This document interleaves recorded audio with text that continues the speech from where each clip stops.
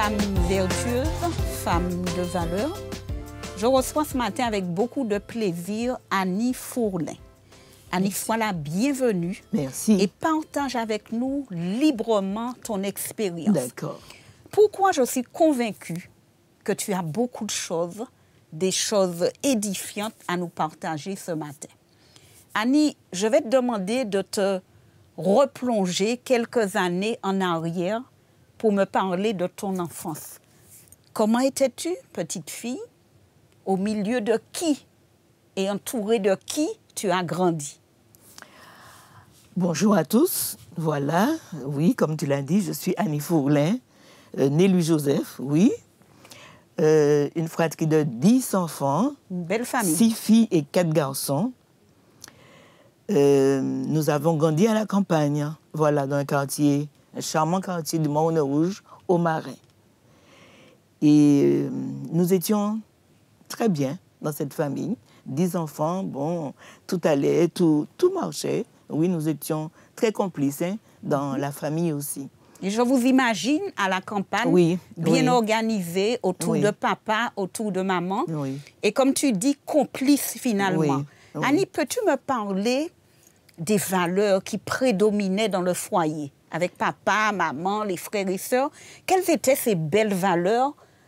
Grandir à la campagne, c'est déjà quelque chose de pas mal. Oui, un environnement propice. Oui. Mais parle-moi un peu des valeurs qui ont porté cette famille. Particulièrement une valeur qui était très prisée dans la famille et que papa tenait à ce qu'on ait cette valeur-là, c'était le partage. Le partage, c'est quelque chose qui était très important pour mon papa. Quand, par exemple, on avait à partager quelque chose, il ne fallait pas qu'une partie l'ait et que l'autre ne l'ait pas.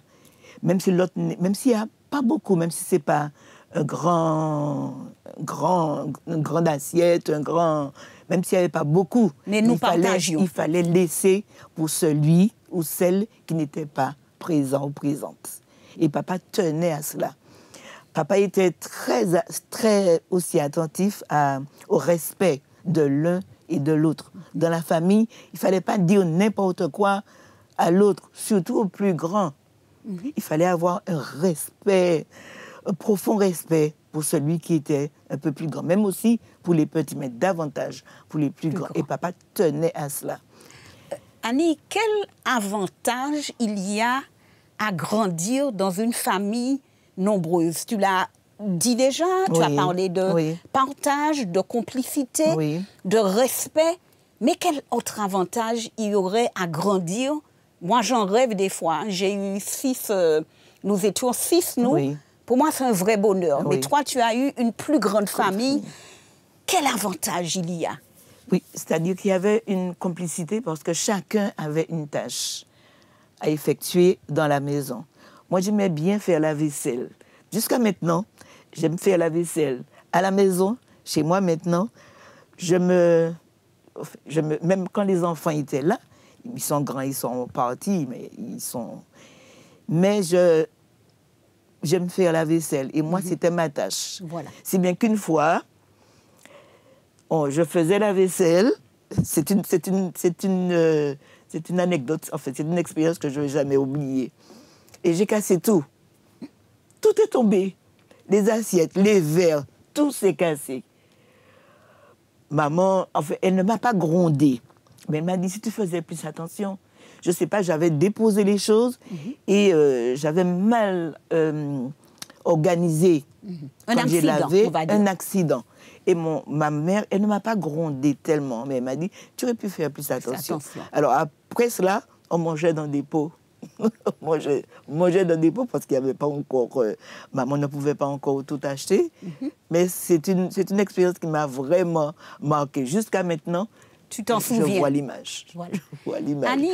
Et pour continuer, excuse-moi, dans la famille nombreuse, on apprend à s'aimer aussi. Beaucoup. L'un aide l'autre. Surtout quand on faisait les devoirs à la maison. Mon père, c'est lui qui recouvrait tous les livres. C'est-à-dire quand c'était la rentrée, on achetait les livres et il s'attelait à recouvrir les livres. Et quand il avait fini de recouvrir tous les livres, il mettait un poids dessus pour que le trait qu'il avait fait dans la couverture du livre reste bien intact. Voilà. Il était très méticuleux, mon papa. Méticuleux. Et c'est de bons souvenirs qu'on garde. Souvenirs. L'odeur des livres neufs, des fois, tout exactement. Ça. Mais Annie, dis-moi comment vous avez grandi. Est-ce que vous avez gardé cette même complicité? Oui, on a gardé cette même complicité jusqu'à maintenant. Nous sommes 10 et dans la famille, l'un aide l'autre. Et le partage aussi est là. On a gardé les valeurs que papa nous a transmises. La valeur que notre papa nous a transmise, c'est le fait d'être né dans la religion. Et on le lui a dit avant de mourir. Enfin, on a eu l'occasion de lui dire, surtout ma grande sœur. Il a dit, papa, un jour, elle est allée, elle a dit à papa, tu sais, le plus grand cadeau que tu nous aies fait, c'est de nous mettre dans la religion, de nous avoir permis de connaître ce message, cet évangile, et qui nous permet de grandir. Nous avions grandi, et nous n'étions pas seuls dans la famille, parce qu'il y avait des cousins tout autour. Parce que dans le quartier, toutes les familles adventistes étaient réunies. Et je me rappelle d'une expérience qu'on a vécue.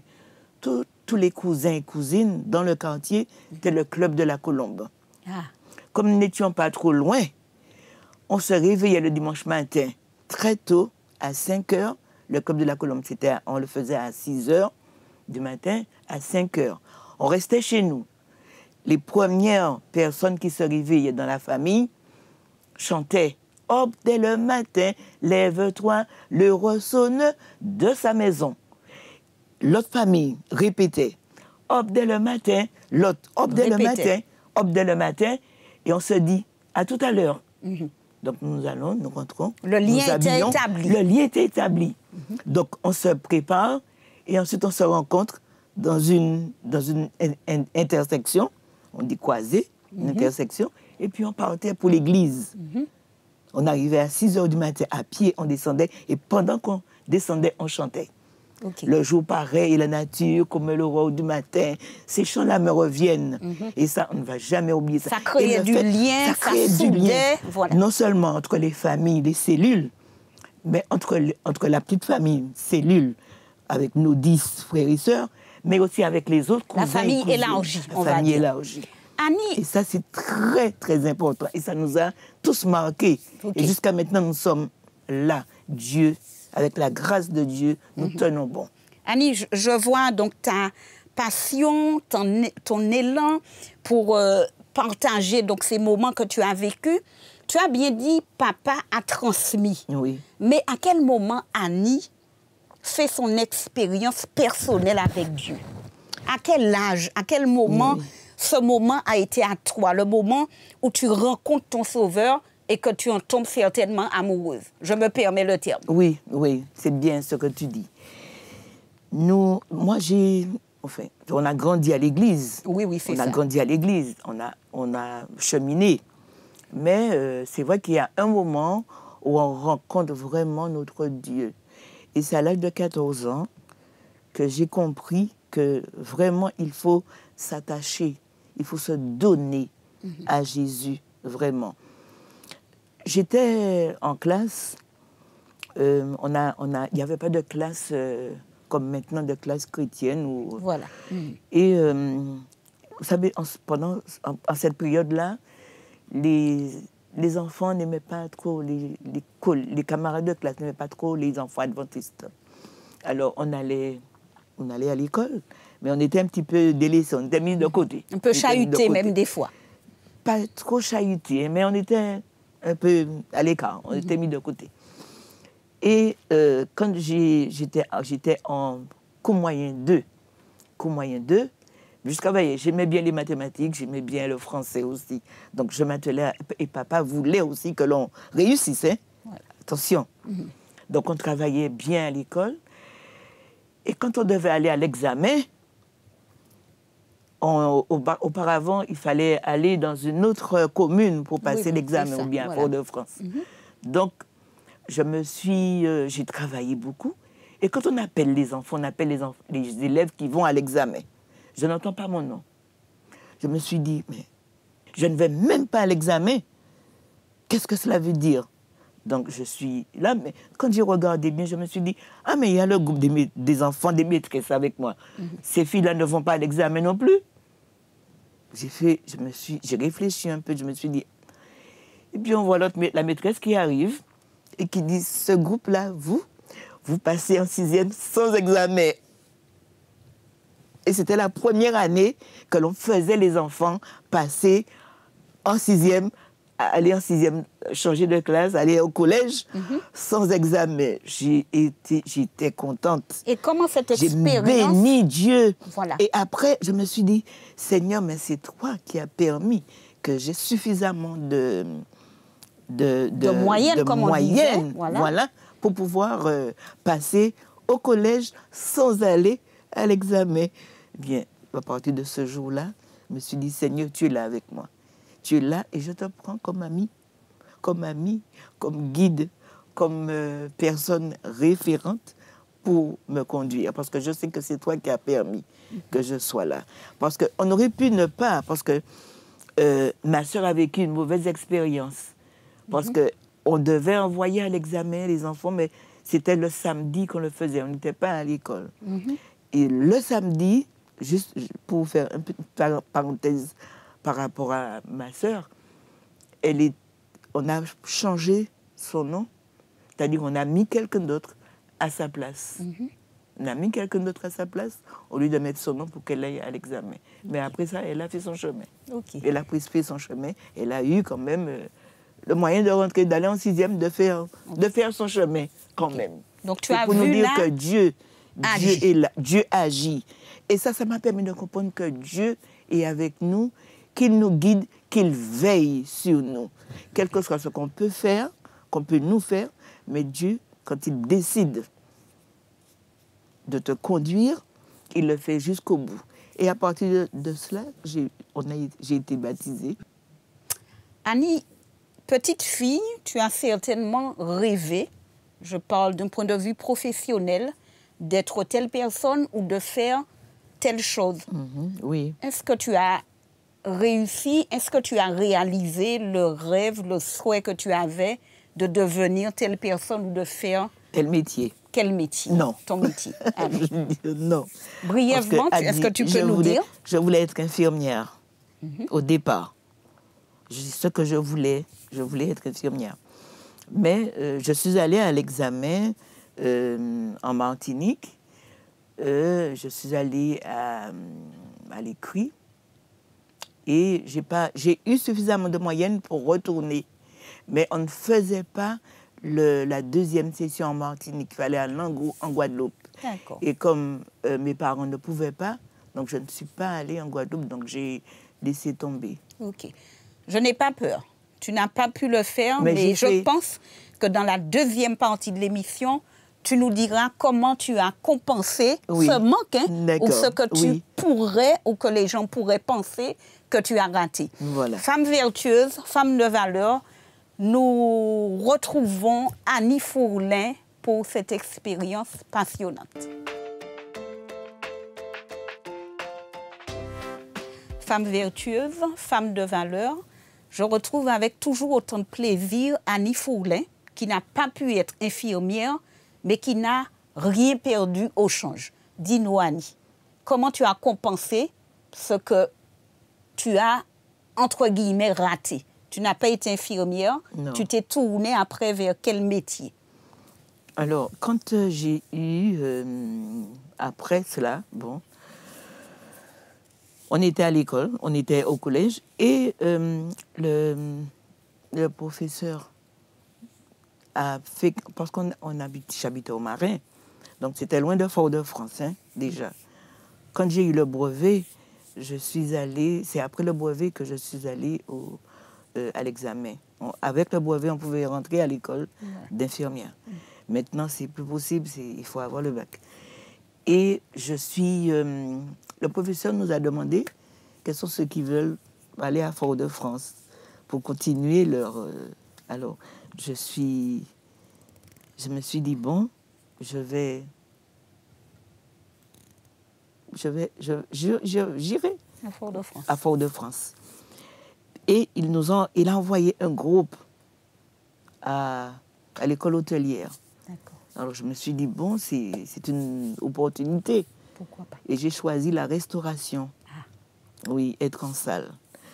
Et je suis allée à l'école hôtelière, on a appris comment servir, comment... Tout cela, donc, ça m'a plu. Ça t'a permis de t'épanouir De autrement. m'épanouir autrement. Voilà. Et il fallait faire un stage dans les snacks, dans les restaurants. Et je suis allée faire un stage chez Madame Élisée, qui a le snack Élisée, bon, sans faire de publicité. Voilà. Et elle m'a gardée. Elle m'a dit, qu'est-ce que vous voulez? Est-ce que vous voulez rester? Je lui ai dit, bien d'accord, puisque je n'avais pas d'autre alternative. Voilà. C'est vrai que si j'avais des conseillères, peut-être que je ne serais pas restée. J'aurais fait autre chose. Autre chose. Parce que j'aurais pu aller un peu plus loin. Mais je suis restée. Et puis j'ai travaillé là pendant un certain temps quand même. Après, j'ai laissé, j'ai fait aide à domicile. Et ensuite, j'ai atterri à l'école de Saint-Joseph. Voilà, tout ça de beaux métiers, j'ai envie de dire. Et je suis qui convaincue permis qu'ils de t'ont m'épanouir permis de t'épanouir. pleinement. Alors, je me suis dit, parfois, j'y pense. Et je me dis, j'ai fait aussi du colportage. Hein. Oh là là. Oui. Parle-moi un petit peu du J'ai fait du colportage. Une colportage. toute petite expérience. Oui. Une toute petite expérience. Une fois, je travaillais avec une autre fille. On était toujours deux. Et les gens passaient des commandes. On allait chercher les livres à la fédération et on ramenait pour les gens. On avait un carnet de commandes et des rendez-vous. Et quelqu'un m'a commandé la collection des livres de la vie. Il y avait Conquérant Pacifique, Tragédie des siècles, voilà. Femme et mère, Voilà. sur la nutrition aussi. Il y avait toute une collection de livres. J'arrive le lundi avec mes livres. Et le monsieur me dit, je suis désolée, je ne vais pas prendre les livres, mais il me tend l'argent. C'était pour m'embêter. Il me dit, je suis désolée, je ne prendrai pas les livres, mais il me tend l'argent. Donc, quand il m'a dit, je ne prendrai pas, je me suis dit, ah, mais c'était pour mettre un petit peu de punch dans cela, quoi. Okay. Une autre fois, j'avais une Bible une Bible à transmettre à quelqu'un. J'arrive, le monsieur me dit, ah non, je ne peux pas prendre. L'homme me dit, je ne prends pas la Bible, hein. Je ne peux pas prendre la Bible aujourd'hui parce que je n'ai pas d'argent. Donc là, il n'a pas pris vraiment ce jour-là. Le lundi matin, j'arrive, je vais chez lui, c'est la première maison que je fais puisqu'il l'avait commandée. Donc je vais lui livrer sa Bible. Il me dit, non, je ne vais pas prendre la Bible aujourd'hui. Mais ça ne m'a pas dérangé. Plus que ça ne m'a pas dérangé du tout quand il m'a dit non. Et nous sommes partis, nous sommes arrivés à une autre maison. Donc je présente la Bible et la dame me dit, c'est ce que j'attendais. Voilà. J'attendais une Bible, je voulais avoir une Bible. Et elle a pris le livre et m'a payé, carrément. Donc je me suis dit on s'est dit après, la Bible, c'était pas pour le monsieur, heureusement, c'était pour cette dame-là. Tu as compris, et donc Dieu t'accompagnait et Dieu nous dirigeait accompagnait et Dieu dirigeait tout. Annie, est-ce que tu peux me parler de ce passage biblique, promesse, une histoire de la Bible? Il nous fortifie, la parole entièrement. Oui. Mais je crois qu'on a chacun d'entre nous ce verset, cette promesse qui nous accompagne dans les bons comme dans les mauvais moments et avec lequel on peut encourager d'autres personnes. Quel serait ce verset pour toi? Alors, je peux te dire que depuis le jour où j'ai fait l'expérience à l'école, c'est ce verset-là qui me tient jusqu'à maintenant et qui me permet de poursuivre ma route. C'est Philippiens 4, verset 13. Il est très court, ce verset, mais il est très significatif pour moi. Il est très important pour moi. Le verset Philippiens 4, verset 13, qui dit « Je puis tout par celui qui me fortifie ». Et c'est un verset qui me permet de transcender, de marcher, même s'il y a des difficultés, mais qui me permet de rester debout malgré, qui m'encourage à chaque pas, à chaque événement, à chaque situation, à chaque expérience. C'est un verset qui me porte même, je puis dire. D'accord. Dis-moi, quelle est cette expérience forte qui pourrait donc ce matin nous encourager d'autres femmes, les femmes ou les hommes qui nous écoutent. Est-ce que tu aurais traversé un moment avec une difficulté particulière, mais qui aurait vraiment consolidé ta foi, aplani ton sentier et consolidé ton cheminement? Oui. Quelle est cette expérience forte que tu pourrais nous donner ce matin? Oui. Qu'elle te concerne de près ou de loin, peut-être dans la famille, mais qui te soutient. Alors, l'expérience que je vais raconter, c'est une expérience qui me tient beaucoup à cœur et qui me permet de continuer à cheminer avec Dieu. Où je peux dire que Dieu, il est dans tout ce que nous faisons. C'est-à-dire qu'il n'est pas... on ne peut pas dire qu'il est dans telle situation. Et pas dans une autre. Et pas dans une autre. C'est vrai que moi, j'ai eu 4 enfants. J'ai 4 enfants. Je ne vais pas dire j'ai 4 enfants. Et c'est vrai que mes sœurs, j'ai une sœur qui vient tout de suite après moi. Alors, elle est très... quand elle est là, c'est la joie de vivre. Hein. Elle détend l'atmosphère. Elle détend l'atmosphère. Merci. Alors, elle m'embête tout le temps. Et elle me dit, Annie, mais comment se fait-il que c'est toi qui as le plus d'enfants? tu as fait 4. Anne-Marie, qui est plus grande, elle a fait 3. 3, tu fais 4. Il y a ceux qui ont 2, qui ont... Et toi, tu en as 4. Mais moi, j'ai 4. Donc, à chaque fois que je pense à ça, ça m'amuse, quoi. Ça m'amuse. Et c'était la rentrée. Et mon mari et moi, c'était un petit peu le calme plat concernant les finances. Les finances. C'était un petit peu le calme. Alors, je me dis, mais la rentrée arrive. Je suis dans mon petit coin. Je dis, la rentrée arrive. On discute, bien sûr. Et je me dis, mais comment faire pour faire face? Comment faire? Je réfléchis. Je dis, mais Seigneur, comment faire? Et ça arrive. Alors, je pars de chez moi et je rencontre une amie au bourg de la commune où j'habite, à Saint-Joseph. Et elle me dit, je ne lui parle pas de mes problèmes, mais elle me parle, elle me dit, tu as déjà fait ça, tu as déjà fait ça, tu sais, à la sécu, il y a telle chose aux allocations, tu as fait ça, tu as envoyé tel et tel formulaire, parce qu'on demande ça pour... Alors, je lui dis, non, je n'étais pas au courant de cela. Elle me dit, voilà, tiens, tu dois faire cela, envoie tel papier, tel papier, tel papier. Et puis tu vas voir, on va t'aider. Elle m'a dit, il y a ça. Donc c'est pour les mamans. C'était la première fois, je crois, qu'on donnait des allocations pour rentrée scolaire. Alors, j'ai dit, Seigneur, mais s'il y a ça, il faut que j'en profite aussi. Surtout, nous sommes au plus bas. Mais je ne dis rien à mon mari. Et donc, je fais tout ce qu'il y a à faire. Je envoie les papiers. Et puis, je reçois... Une somme. Un petit chèque. Un beau chèque. Mais qui te permet de subvenir à tes besoins. À mes besoins. Mais c'était fort parce qu'on ne savait pas comment faire. Parce que peut-être qu'on va dire que c'est banal, ça. Mais c'est une expérience qui m'a fortifiée. On me dit que comme ça, je rencontre la fille et qui me parle de ça et qui me dit qu'il faut faire telle et telle chose pour bénéficier. Et je l'ai fait tout de suite et on a pu sortir de cette impasse où on était. Donc, tout cela, c'est pour dire que Dieu, il est dans tout. C'est-à-dire, il n'est pas dans notre... On ne peut pas l'enfermer dans des... Non, voilà. Dans des situations. Dans les grandes comme dans les petites choses. Il l'a et il vient à notre secours. Il nous soutient. Il nous soutient dans tout, notre Dieu. Donc, nous devions lui faire confiance, simplement. C'est vrai que nous avons prié, mon mari et moi, on s'est dit, mais bien, Seigneur, on laisse le soin à Dieu de régler ça. Parce qu'on ne voit pas comment s'en sortir. Voilà. Et là, je ne dis pas comme par magie, mais Dieu a répondu Dieu a répondu. Il ne m'a pas dit va vers telle personne qui va te donner des sous. Non, c'était des sous qui étaient déjà là pour nous. Voilà.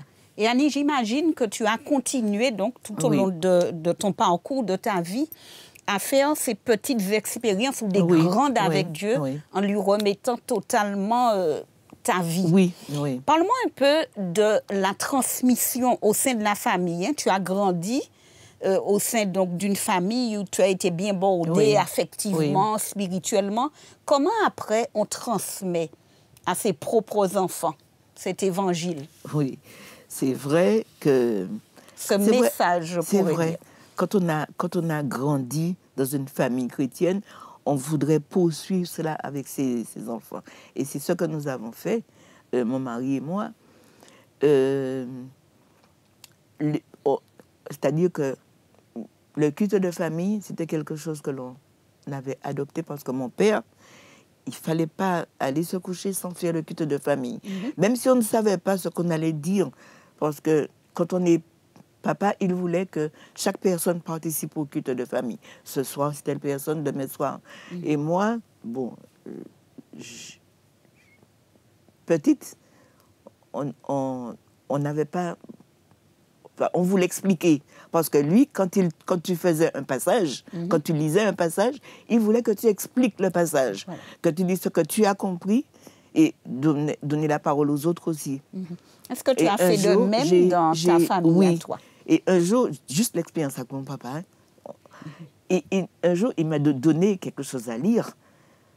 Et après, je savais quoi dire. Alors, je disais, il nous a dit que... Il nous a dit que je ne pouvais pas aller plus loin.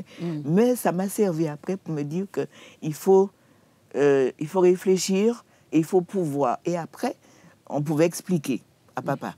Eh bien, c'est la même chose que je fais. C'est exactement ce que j'ai institué dans ma famille. Voilà.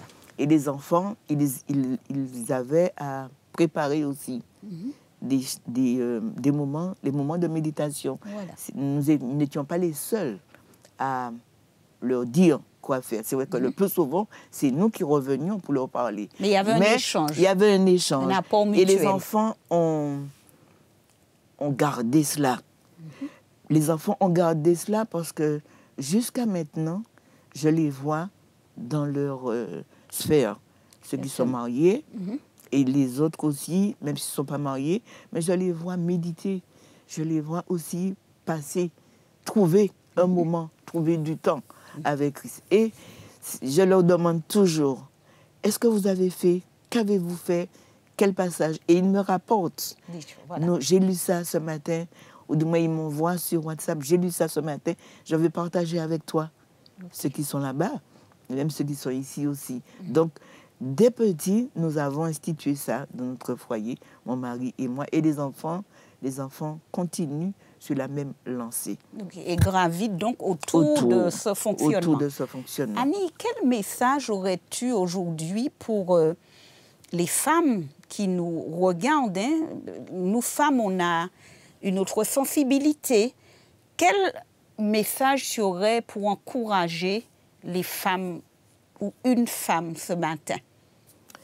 J'aimerais juste dire aux femmes de ne pas baisser les bras surtout et de rester accrochées à Christ, de faire totalement confiance à Christ. En tant que femme, c'est vrai que nous avons tendance à nous inquiéter beaucoup de tout. Mais il faut que nous puissions lâcher prise, c'est-à-dire nous appuyer sur Dieu. Lâcher prise, mais ne pas rester seul. Nous appuyer uniquement sur Dieu et trouver un verset, quelque chose qui nous réconforte chaque jour dans notre vie de chaque jour. Et nous aider à quelque chose qui puisse nous aider, un verset, nous aider à continuer notre cheminement avec Christ. Surtout ne pas baisser les bras. On a tendance à nous inquiéter. On s'inquiète beaucoup, nous les femmes. C'est en nous. Oui, voilà. Parce qu'on veut que tout fonctionne à merveille. Mais dans ce monde-là dans lequel nous vivons, qui n'est pas toujours tout rose. Voilà. La vie n'est pas toujours un grand fleuve, un fleuve tranquille. Il y a des hauts, il y a des bas. Il faut faire avec. Mais surtout, ne pas baisser les bras. Et à la jeunesse aujourd'hui, on va descendre un moment de notre piédestal. Oui. On ne va pas les moraliser. comment tu les encouragerais ce matin? Quel message d'encouragement tu aurais pour eux? Apprendre Dieu comme ami fidèle, simplement.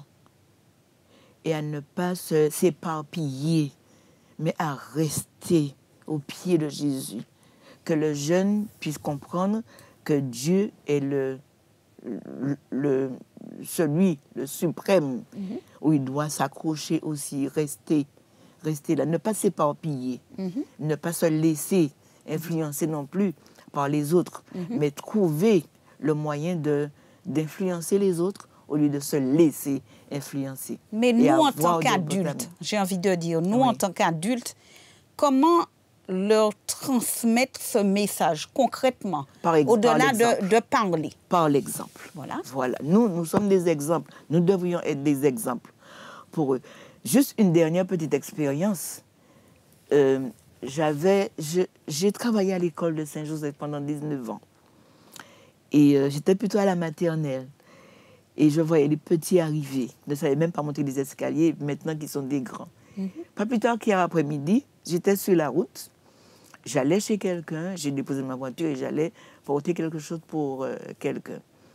Et pendant que je suis sur la route, j'entends « Tati, tati, tati ». Je regarde, je vois que c'est une petite fille qui fait marche arrière et qui me dit « Mais tu m'as pas reconnue ?» Je lui dis « Non, je t'ai pas reconnue. »« Mais oui, c'est telle personne. » Je dis « Ah !» Mais j'étais à milieu de penser que l'enfant allait me reconnaître. Et je comprends que tous les enfants qui étaient à l'école m'appellent Tati et me reconnaissent, même s'ils me disent, mais je leur dis, mais je ne vous reconnais pas, vous me reconnaissez. Mais non, mais tu n'as pas changé depuis que tu étais à l'école. C'est vrai que nous changeons. Je n'arrive pas à les reconnaître, mais eux, ils me reconnaissent. Donc, c'est pour nous dire qu'on a un exemple. Je me suis dit que si je n'étais pas gentille à l'école avec les enfants, je suis une personne ferme, mais aimante. C'est-à-dire que je dis quelque chose, je veux te dire de faire telle chose, mais je veux que ça soit enrobé d'amour. C'est que je suis ferme, mais dans ma fermeté est enrobée pour faire passer le message. Pour faire passer le message. Alors, je me suis dit que bon, j'étais à l'école, si les enfants sont aussi attentionnés à mon égard, c'est qu'ils ont vu en moi quelqu'un qui les aimait beaucoup à l'école. Même si j'étais ferme, parce qu'il ne fallait pas non plus les laisser faire n'importe quoi. J'étais ferme, mais je les aimais beaucoup. Jusqu'à maintenant, je les aime. Et il y a un petit qui m'a dit, « Tati, comment tu fais? Tu as de l'autorité, mais tu es gentille. » Il m'a dit ça comme ça. Donc ça contrebalançait bien. Voilà. Okay. Voilà. Et le Seigneur est bon. Voilà. Annie, nous sommes arrivés au terme donc de notre émission. La foi pour toi, ce serait quoi? Une simple définition. Ce serait quoi? Mais de ton point de vue, de ton vécu. La foi, c'est ne pas baisser les bras. Savoir que même si aujourd'hui c'est ainsi, demain ce sera différent avec Dieu. Okay. D'accord. Voilà. Merci Annie Fourlet. Ça a été vraiment un plaisir de partager ce moment jalonné d'expériences, de témoignages. Et je suis convaincue que des femmes, des hommes trouveront du réconfort, du courage, de l'espérance dans tout ce que tu nous as partagé ce matin. Merci de Femme m'avoir vertueuse, invitée. femme de valeur, nous vous donnons rendez-vous bientôt pour une autre émission. Au revoir.